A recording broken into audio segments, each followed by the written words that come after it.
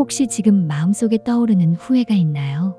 오늘 아침에 마시지 못한 커피 한 잔일 수도 있고 10년 전 용기 내지 못했던 그 고백일 수도 있겠죠. 오늘 우리는 고전 문학 속 후회라는 깊은 감정에 대해 함께 생각해 보려 합니다. 문학사의 이름을 남긴 세 작가가 말하는 후회의 세 가지 얼굴. 지금 당신 마음에 남은 그 감정들과 닿아 있을지도 모릅니다. 후회가 인간만의 특별한 능력이라는 걸 아시나요? 사자는 어제 놓친 먹잇감을 며칠씩 생각하지 않죠. 새들은 잘못 날아간 방향을 계속 애도하지도 않고요. 하지만 우리 인간은 다르죠. 10년 전 일도 20년 전 일도 생생하게 기억하며 아파합니다. 신경과학자들이 밝혀낸 놀라운 사실이 있어요. 우리가 후회할 때 뇌는 실제 육체적 고통과 유사한 반응을 보입니다. 다시 말해 마음의 통증이 몸의 고통만큼 선명하게 뇌에 새겨진다는 뜻입니다. 그런데 말이에요. 이 복잡한 후회라는 감정을 가장 정확하게 분석한 사람들이 있어요. 바로 문학가들이죠. 그 중에서도 세 명의 천재가 서로 다른 방식으로 후회의 본질을 깊이 있게 그려냈습니다. 첫 번째 작가는 프랑스의 기드 모파상입니다. 모파상은 43년의 짧은 생애 동안 300편이 넘는 단편소설을 남겼습니다. 그 밀도 높은 창작의 삶으로 그는 단편소설의 황제라 불립니다. 모파상의 후회라는 단편 속 주인공 사바르를 한번 보겠습니다. 평생 독신으로 살아온 중년의 관료. 삶은 조용했고 늘 질서정연했으며 아무런 사건도 없이 지나갔습니다. 그는 그렇게 살아온 자신의 인생에 특별한 불만이 없다고 생각해왔습니다. 하지만 어느 날 문득 스쳐간 한 여인의 얼굴이 떠오릅니다. 젊은 시절 짧게 만났던 그녀. 당시엔 너무도 자연스럽게 헤어졌고 큰 감정도 남지 않았다고 믿었죠. 하지만 세월이 흐른 지금 그는 알 수 없는 허전함에 이끌려 그녀의 흔적을 찾아 떠납니다. 그녀가 어떻게 살고 있는지, 결혼은 했는지, 행복한지, 그리고 마침내 그녀를 다시 만난 뒤 그는 혼잣말처럼 중얼입니다. 만일 그때 그녀가 결혼하지 않았다면 나는 분명 그녀에게 청혼했을 것이다. 그 말에 담긴 감정은 단순한 아쉬움이 아닙니다. 선택하지 않은 삶에 대한 묵직한 자각, 그리고 그때 그랬더라면이라는 후회가 오랜 세월 억눌려 있던 감정의 문을 조용히 열어젖히는 순간이죠. 우리도 그럴 때 있잖아요. 그때 고백했으면 어땠을까? 다른 과를 선택했다면? 그 회사에 들어갔다면? 이미 지나간 일인데도 마음 어딘가에 가시처럼 박혀있는 그런 순간들. 이것이 바로 일상적 후회입니다. 크게 보자면 인생에 큰 영향을 준 것도 아니고 누구를 다치게 한 것도 아니지만 왠지 잊히지 않고 틈만 나면 마음을 툭 건드리는 그 감정. 모파상은 그것을 아주 조용하면서도 날카롭게 포착해냈습니다. 이제 이야기의 깊이가 달라집니다. 러시아 문학의 거장 표도르 도스토예프스키가 등장하니까요. 그는 28세에 사형 선고를 받았고 총살 직전 극적으로 목숨을 건졌습니다. 극한의 공포를 온몸으로 겪은 뒤 그는 시베리아에서 8년간 유배 생활을 합니다. 그곳에서 허락된 책은 단 하나, 성경뿐이었습니다. 이 극적인 체험은 죄와 벌이라는 걸작으로 이어집니다. 주인공 라스콜리코프는 가난과 절망 속에서 한 가지 위험한 생각에 사로잡힙니다. 위대한 인물이라면 사회에 해악을 끼치는 평범한 사람쯤은 제거해도 된다. 그가 노린 대상은 고리대금업자 할머니. 그녀는 가난한 사람들에게 높은 이자를 붙여 돈을 빌려주는 냉혹한 사람이었습니다. 라스콜리코프는 그녀를 제거하는 것이 정의롭다고 스스로를 설득하며 결국 살인을 저지릅니다. 하지만 문제는 그 다음입니다. 살인을 철학으로 정당화했던 그는 정작 현실에서는 무너집니다. 죄책감에 시달리고 악몽을 꾸고 사람들의 시선을 피하게 되고 후회라는 감정은 이성의 논리를 가차없이 무너뜨립니다. 비범함을 주장하던 그의 머리는 평범한 인간의 가슴 속 양심 앞에서 무릎 꿇게 됩니다. 도스토예프스키는 인간의 도덕성과 자기기만을 가장 날카롭게 파헤친 작가입니다. 니체가 그를 나에게 무언가를 가르쳐준 유일한 심리학자라고 부른 건 결코 과장이 아닙니다. 이처럼 철학적 후회는 단순한 선택의 문제가 아닙니다. 나의 신념, 내 도덕성, 내가 어떤 사람인지에 대한 근본적인 물음이죠. 세 번째는 러시아의 대문호 레프 톨스토이입니다. 전쟁과 평화, 안나 카레니나 같은 걸작을 쏟아낸 작가지만 그는 어느 순간 스스로에게 이런 질문을 던졌습니다. 모든 걸 가졌는데 왜 나는 살아있는 것이 두려운가? 그 고통스러운 자문 끝에 나온 작품이 바로 이반 일리치의 죽음이죠. 주인공 이반 일리치는 법관으로 성공한 인물입니다. 사회적 명망도 있고 안정된 가정도 있으며 겉보기에 부족한 게 없어 보입니다. 하지만 병으로 죽음을 앞두게 되면서 그는 자신의 삶을 하나씩 되짚기 시작합니다. 그리고 마침내 가슴을 찢는 통찰에 다다릅니다. 내가 살아온 삶이 전부 잘못되었구나. 늘 남의 시선을 의식했고 체면을 위해 살았고 가장 중요했던 자기 자신은 늘 뒷전이었습니다. 그는 깨닫습니다. 자신이 살아온 삶은 옳은 방식이 아니었다는 사실을. 죽음을 앞둔 그가 마지막으로 외친 말. 그래, 모든 것이 잘못되었다.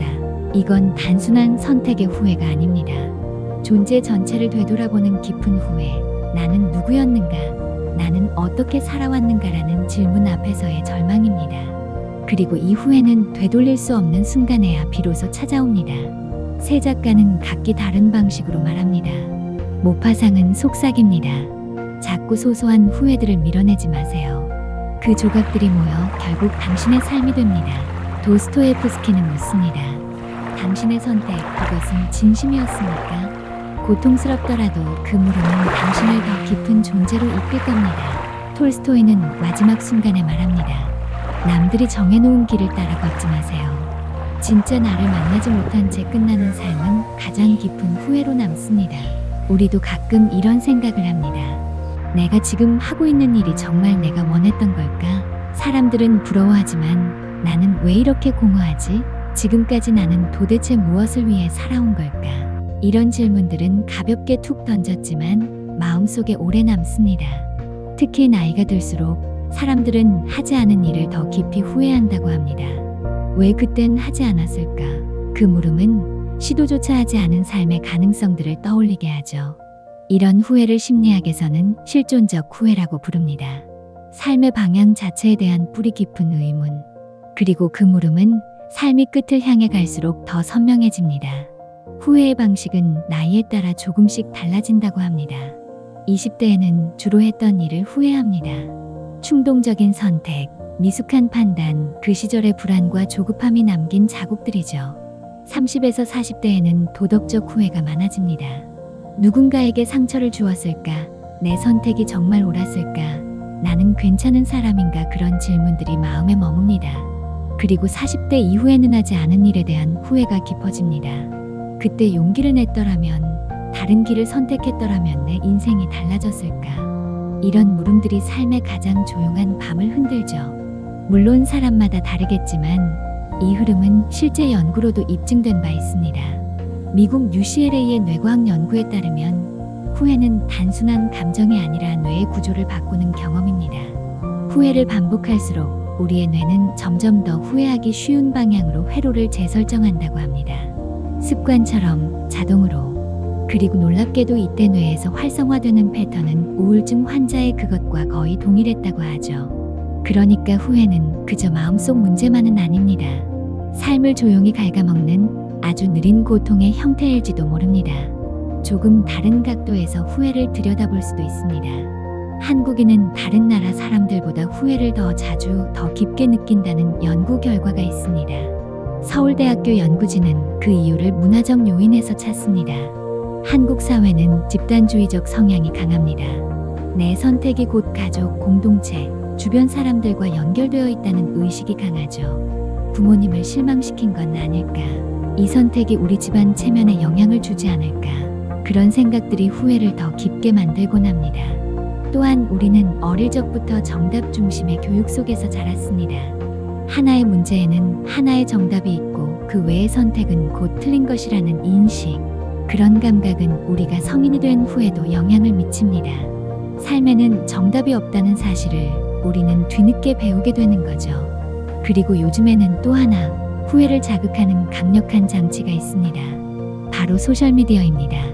화면 속 타인의 삶은 늘 더 빛나 보입니다. 나보다 더 행복해 보이는데 저건 내가 했어야 했던 일이었는데 이런 비교는 우리 안의 후회를 끊임없이 일깨웁니다. 어쩌면 스마트폰은 손안에 든 작은 후회 제조기일지도 모릅니다. 하지만 후회 꼭 나쁜 감정일까요? 심리학자 토머스 길로비치 교수는 수십 년간의 연구 끝에 흥미로운 사실을 밝혔습니다. 적절한 후회를 경험하는 사람이 오히려 더 행복하다는 것이죠. 왜일까요? 적절한 후회는 우리의 내면을 다듬습니다. 삶에서 정말 중요한 것이 무엇인지 다시 바라보게 하고 앞으로의 선택을 조금 더 신중하게 만들어줍니다. 그리고 때로는 성장을 위한 문을 열어주기도 하죠. 하지만 모든 후회가 그런 건 아닙니다. 후회에도 방향이 있습니다. 적절한 후회는 우리를 앞으로 나아가게 하지만 병리적 후회는 우리를 제자리로 되돌려 놓습니다. 끊임없이 같은 생각을 반복하고 그때 그랬더라면 이라는 문장에 사로잡히고 삶의 모든 선택에 완벽함을 요구하는 상태. 이것이 병리적 후회의 전형입니다. 그런 후회는 지나간 과거를 정지화면처럼 붙잡고 놓아주지 않죠. 그렇다면 우리는 후회라는 감정을 어떻게 다뤄야 할까요? 심리학과 뇌과학은 다음 4가지 태도를 제안합니다. 첫째, 후회를 받아들이는 연습입니다. MIT의 앤 그레이비엘 교수는 말합니다. 후회는 뇌가 보내는 학습의 신호라고요. 실패나 실수를 반복해서 떠올리는 이유는 뇌가 거기서 무언가를 배우길 기대하고 있기 때문입니다. 그러니 후회하는 자신을 또다시 책망하지 마세요. 그건 학습의 기회를 버리는 일입니다. 둘째, 후회를 관찰하는 태도입니다. 감정에 휩쓸리기보다 한 발 물러나 스스로를 바라보는 겁니다. 나는 지금 왜 이 장면을 반복해서 떠올릴까? 이 감정이 말해주는 것은 무엇일까? 그 질문 하나가 감정을 통제하는 첫 단추가 됩니다. 셋째, 후회의 시간의 경계를 설정하세요. 심리치료에서는 후회 예약이라는 기법이 있습니다. 예를 들어 오늘 오후 3시 30분부터 10분 동안만 이 생각을 하겠다. 이렇게 생각할 시간을 정해두면 감정이 무작정 침투하는 것을 막을 수 있습니다. 후회를 밀어내는 것이 아니라 다룰 수 있는 형태로 다듬는 일입니다. 넷째, 감사를 일상으로 끌어오세요. UCLA의 로버트 에몬스 교수 연구에 따르면 매일 감사한 일세 가지를 기록하는 사람은 그렇지 않은 사람보다 후회와 불안을 덜 느낍니다. 감사는 뇌의 초점을 잃은 것에서 남아있는 것으로 옮깁니다. 감사가 깊어질수록 후회는 점차 힘을 잃습니다. 하버드 대학교 매튜 킬링스워스 교수의 연구에 따르면 우리는 깨어있는 시간의 거의 절반을 지금 이 순간이 아닌 다른 생각에 쓰고 있다고 합니다. 그리고 그때 행복감은 뚝 떨어진다고 해요. 모파상의 사바르는 과거의 문 앞에서 멈춰섰고 도스토예프스키의 라스콜리코프는 죄책감 속을 헤맸으며 톨스토이의 이반 일리치는 마지막 순간에야 비로소 지금을 봤습니다. 후회란 결국 지나간 시간을 향한 시선입니다. 하지만 삶은 언제나 현재에서만 흘러갑니다. 혹시 지금 그림자를 바라보느라 빛을 놓치고 있진 않으신가요? 그림자를 쫓을수록 빛은 멀어지고 빛을 향해 나아가면 그림자는 자연스레 뒤로 물러납니다. 가장 중요한 시간은 늘 지금입니다. 과거는 사라졌고 미래는 아직 도착하지 않았으니까요. 지금 이 순간을 온전히 살아가는 것, 그것만이 후회와 화해하는 유일한 길입니다. 지금 이 순간이야말로 당신의 인생입니다.